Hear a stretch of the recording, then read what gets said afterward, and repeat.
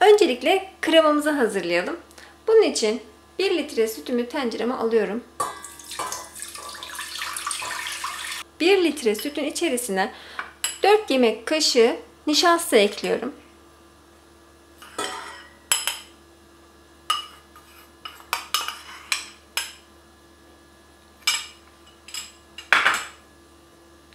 Beş yemek kaşığı un.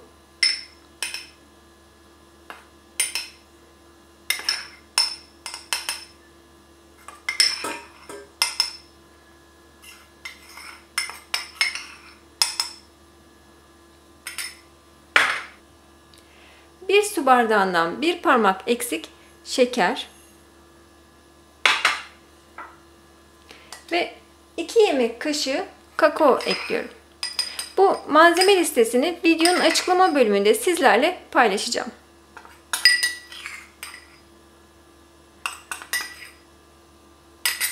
Karıştırıyorum. 1 adet yumurtasını da ilave ediyorum.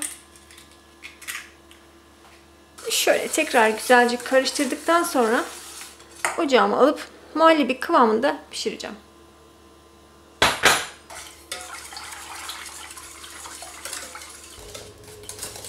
Kremam koyulaşmaya başladı ama pişirmeye devam ediyorum. Bu kaynadıktan sonra da mutlaka en azından 1 dakika kadar daha pişirmeye devam edin. Koyu kıvamlı bir krema oldu. Şimdi ocağımı kapatıyorum. Üzerine birkaç damla vanilya esansı ekliyorum. Sizler normal paket halindeki vanilyayı da kullanabilirsiniz. 1 yemek kaşığı tereyağı ve 100 gram bitter çikolata ekledim. Şöyle güzelce karıştırıyorum. Çikolata, tereyağı muhallebinin sıcaklığıyla eriyecektir. Kremam daha çabuk soğuması için başka bir kaba aktarıyorum. Üzerine streçleyeceğim ama şöyle krema ile streci birleştireceğim. Şöyle kabuk bağlamaması için hava almayacak şekilde streçliyorum.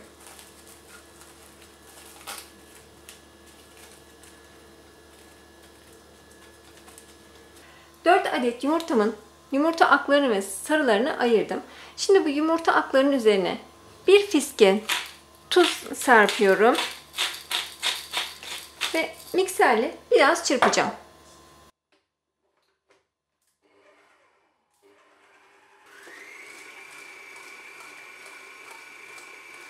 Bir su bardağı şekerin yarısını yavaş yavaş ilave ederek çırpmaya devam ediyorum.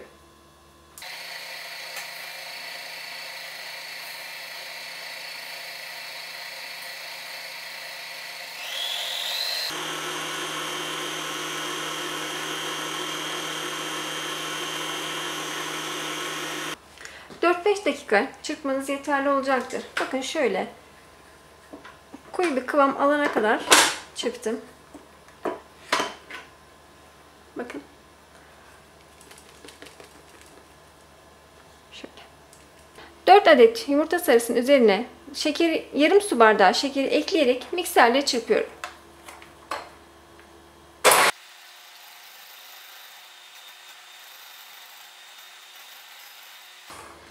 3-4 dakika çırptıktan sonra üzerine yarım çay bardağı sıcak suyunu ekliyorum. Hatta yavaş yavaş ekleyeceğim ve çırpmaya devam ediyorum.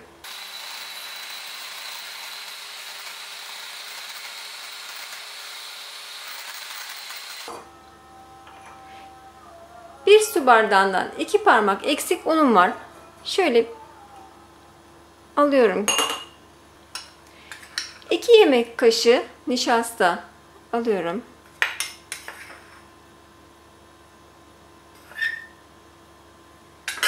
2 kaşık kakao. Onu da alıyorum. Şöyle ölçmüştüm ama kaplar küçük olduğu için ölçemiyorum. Kaşığımı alamıyorum. Şöyle 2 kaşık kakaomu bu yumurta sarılı karışıma ekliyorum.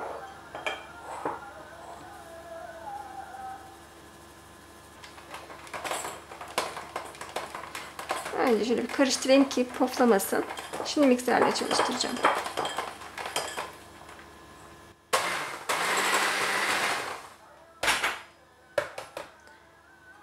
Tekrar ikinci seferde ekliyorum.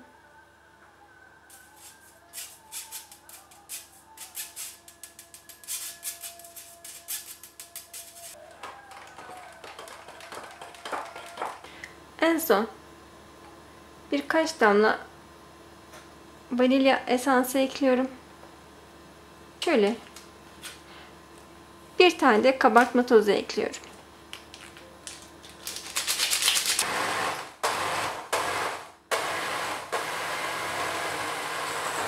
Çok yoğun bir kıvam olduğu için şöyle bir kaşık alarak karışımımı ekliyorum ki kolay çırpabileyim. Artık mikserimi bırakıp şöyle normal bir spatula yardımıyla ya da el çırpıcısıyla karıştıracağım. Ve kekimi soldurmadan karıştıracağım.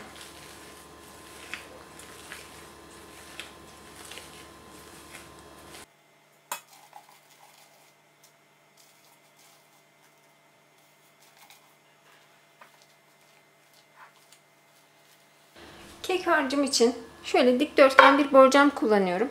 Ve üzerine de şöyle bir yağlı kağıt yerleştirdim. Yağlı kağıdın da kaymaması için bir margarin veya farklı bir yağ ile yağlayabilirsiniz. Ve kek harcımı yerleştiriyorum.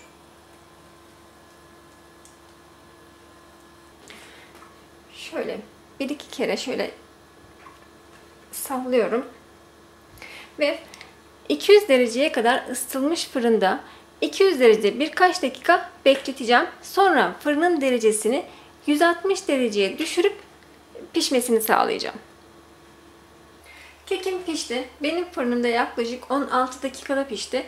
Siz de kendi fırınıza göre pişirme süresini ayarlayın ve fırından çıkarmadan mutlaka bir kürdan testi yapmayı ihmal etmeyin. Kremamızı öncesinde hazırlayıp üzerini streçlemiştik. Tamamen soğuduğundan emin olduktan sonra artık üzerinin streçini açıyorum. İsterseniz mikserde, isterseniz de şöyle blenderdan geçirebilirsiniz.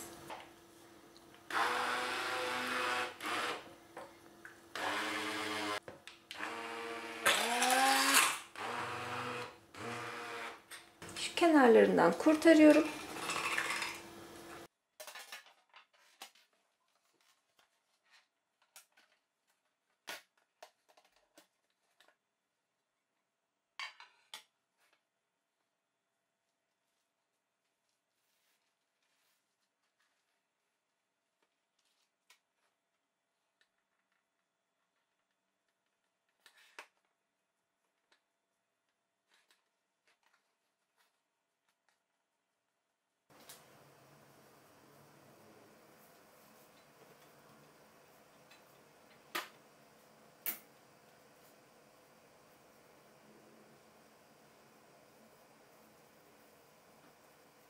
Bir paket kremayı karıştırma kabına alıyorum.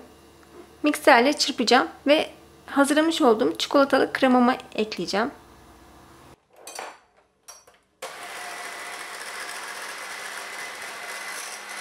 Bir paket toz krem şanti. Üzerine de bir çay bardağı soğuk süt ekliyorum. Onu da şöyle mikserimle çırpacağım. Hem kremama hem de hazırlamış olduğum krem şantiyi çikolatalı kremama ekleyip karıştıracağım. Bunu da karıştırırken bir spatula kullanacağım.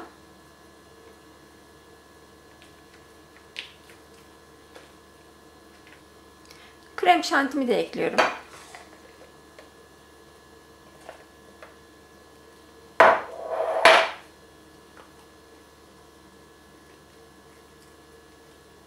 Aslında kek çok güzel ve yumuşacık oluyor.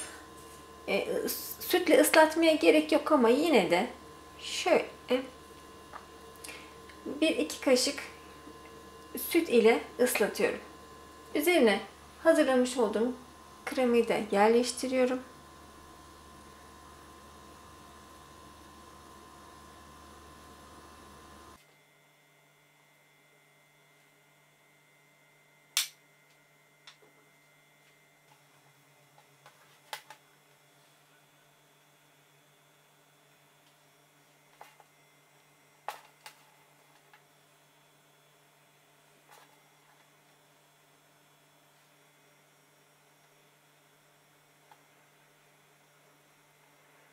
Düzgün keserseniz böyle bir dağılma riski yaşamayacaksınız. Ben biraz düzgün kesmeyince tabii böyle dağılma, yapışma riski yaşadım. Tepsime yapıştığı için çıkartamadım. Ama önemli değil. Şimdi güzelce ayarladım. Biraz süt ile ıslatıyorum. Üzerine kremasını yerleştiriyorum.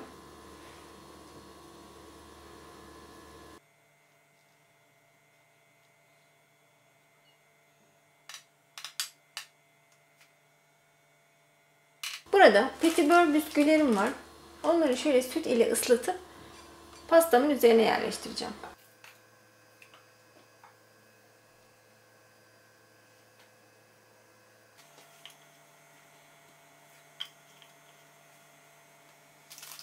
Yaklaşık bir paket petibör bisküvi gidiyor.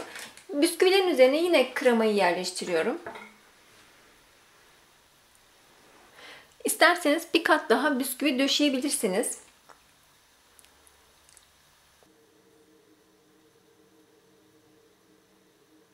Kremalı pastalar yaptığınız zaman eğer zamanınız varsa mutlaka bir gece buzdolabında bekletin. Çok daha güzel olacak, dinlenecektir.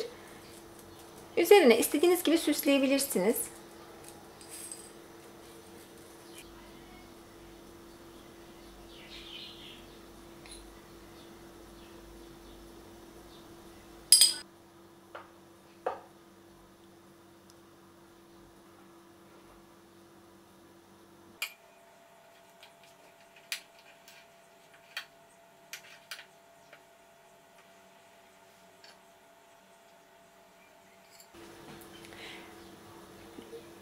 Dinlense çok daha güzel olacak ve çok daha rahat çıkartacağım ama dinlenmeden yine çıkarttığım için biraz şekli bozuk oldu ama hiç önemli değil. Tadı mükemmel. Mutlaka ama mutlaka denemenizi tavsiye ederim. Dinlenmediği halde keki ve kremasını göstermek istiyorum. Bakın yumuşacık kekiyle kremasıyla bir bütünlük oluşturuyor. Mutlaka ama mutlaka deneyin. Bayılacaksınız bu pastaya. Umarım deneme şansınız olur. Eğer deneme şansınız olursa yorumlardan benimle paylaşırsanız çok sevinirim. Beni izlediğiniz için çok teşekkür ederim. Bir sonraki tarifte görüşmek üzere. Kendinize çok iyi bakın. Hoşça kalın. Bakın ben tekrar şöyle göstermek istiyorum. Şu kremaya, şu keke bir bakar mısınız? Muhteşem.